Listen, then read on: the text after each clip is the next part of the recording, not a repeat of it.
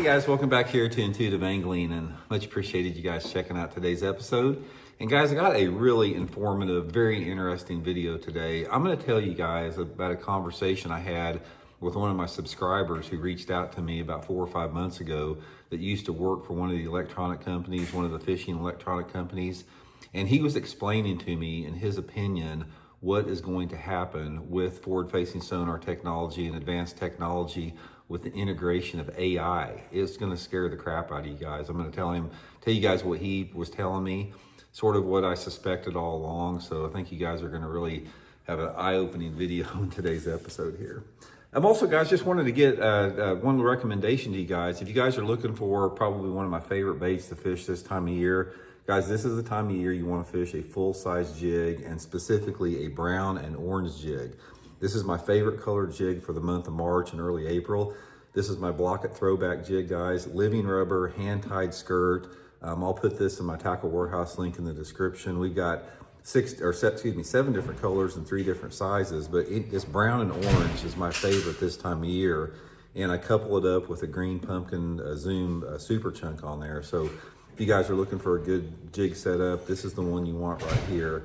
I use a 3/8 and a 1/2 ounce both, a 25-pound test line on it. So one of my favorite jigs there. And also, guys, real quick, anybody interested in booking an on-the-water lesson with me, all you got to do, man, is go to my Facebook page, Intuitive Angling with Randy Blaukat.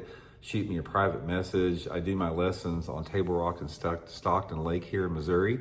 So look forward to hearing from everybody about that. And guys, thank you for taking time to subscribe to Intuitive Angling. Appreciate that.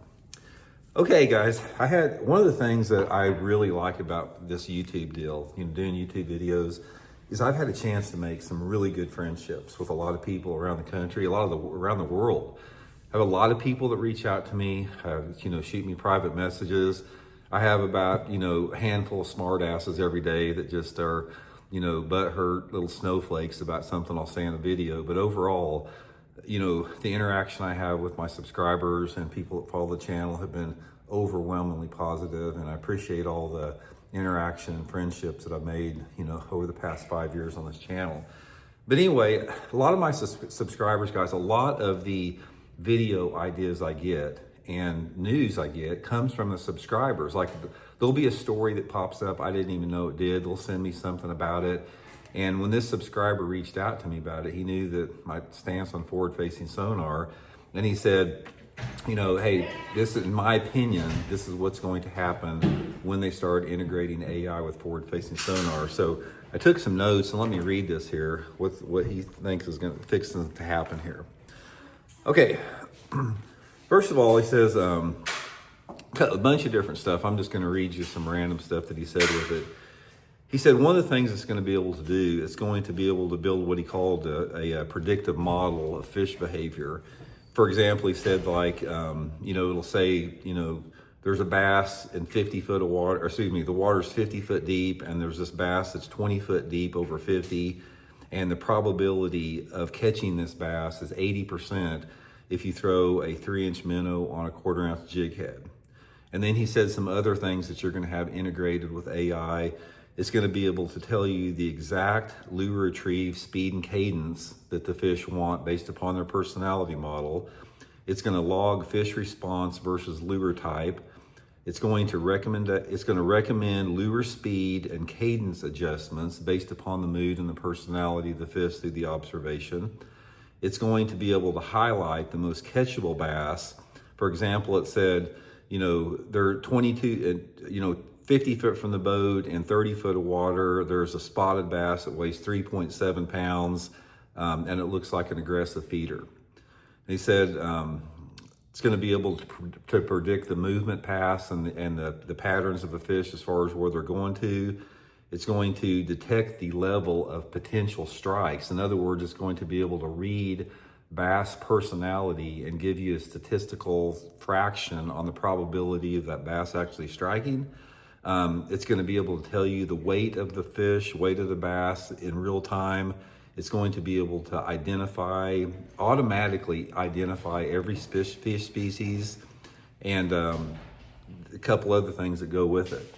So anyway, we all knew this was happening. So here's the point I want to make here. You know, all real bass anglers are outraged by forward-facing sonar. You know, you got 25% of the people that are just connected to it by their umbilical cord, but most people are just outraged by it and they don't like it, and they may even have it, guys. I've talked to a bunch of people that have forward-facing sonar, and they told me they got sucked into using forward-facing sonar. And once they got it, they decided they didn't like fishing like that. They did not like what that did. So, you know, there's sort of like buyer's remorse on it. But what you're going to have is, at what point are the tournament organizations and the bass anglers say, okay, guys, this is a little too much. It's like, you look at some of this stuff right now, and if you've got your cheater box on, guys, and it can tell you the exact movement and position of fish and the probability that fish biting. It can tell you the exact size of the fish, how you need to retrieve your lure, the type of cadence that you're using, the predictability of the level, you know, the aggressiveness level of the fish.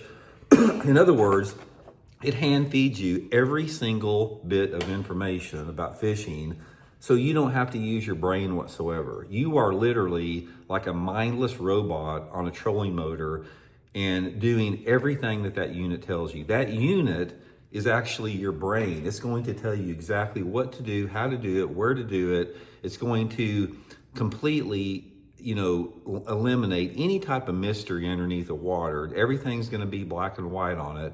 Is that what we want? Really? I mean, is that what we want? I'll use this as an example of, you know, here's one perfect example I can relate to this. A lot of you guys probably don't remember the TV show called The Twilight Zone.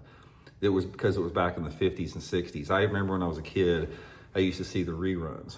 So anyway, in this one particular episode of The Twilight Zone, there was this one gambler that, you know, he was in Las Vegas all the time, and he couldn't win for anything. He just could not win whatsoever. So anyway, this person approached him and he said, you know, I can make it where, you know, you win all the time in gambling. You know, you're not gonna be losing anymore. You'll do a bunch of winning. And of course, you know, he said, well, absolutely. He goes, I'd love to do that. Little did he know this person was posing as the devil. Okay. So anyway, this guy agreed to it. He goes, yeah, I want to do that, all this type of stuff. So then next day he goes out there and he starts winning. He wins every hand of blackjack. He goes to a slot machine, and every pull he gets the jackpot. You know, if he goes to play craps, you know, he hits it every time. He wins everything. Every single time he wins it. And he realizes that what he thought was like would be the greatest thing that would make him happy, he was actually in hell, because the whole thing about gambling that he loved was the highs and the lows and the emotional ups and downs from winning and losing, because winning took on no value if you didn't lose. It's like if you won all the time, it literally became a living hell. And that's the same thing with this forward-facing sonar, guys. It will be a living hell for bass fishermen if you know everything. If you completely eliminate the unknown from bass fishing and take away the mystery and the magic of the sport and that unknown, and you know, when you look at that main lake point out there and you put your trolling motor down and you get ready to fish it, you got no idea if there's a fish there. It's like, oh my God, there could be anything there. There may be a school there, there may not be, but you have this wonderment and this anticipation knowing that. But if you start using this AI bullshit, and it is bullshit, don't call it anything else, that's gone, because you'll be able to pull up on that point and you'll be able to say, you know, exactly how many fish are there. You can tell the level of aggressiveness, the odds that they're going to bite. You can tell the exact species of the fish. You can tell the exact depth that they're in. There's not a single bit of information when you pull up to that point that you won't know. Therefore, you don't have there's zero mystery and magic and unknown in fishing. That is the definition of hell right there. And if that's what you want, guys, keep it up. Keep supporting these electronic companies, and you're going to eventually get to that point there where it's just ruined for everybody. And make no mistake about it, guys. And that's another thing he was telling me about this. He was telling me that the electronic companies he worked for, the electronic company he worked for, they didn't give a shit about the future of fishing. All it was about profit margins and creating new profits to generate income. And make no mistake about it, that's all this is about. Forward-facing sonar technology, AI, it's nothing about money. It's nothing about generating profits. Don't fall for the propaganda. That's all it is. So you got to make a decision what you want. Do you want fishing to remain a mystery, magical, unknown, exciting, or do you want it to be, relegated to some commercial venture where, you're guaranteed every single day you go out there to catch a bunch of fish?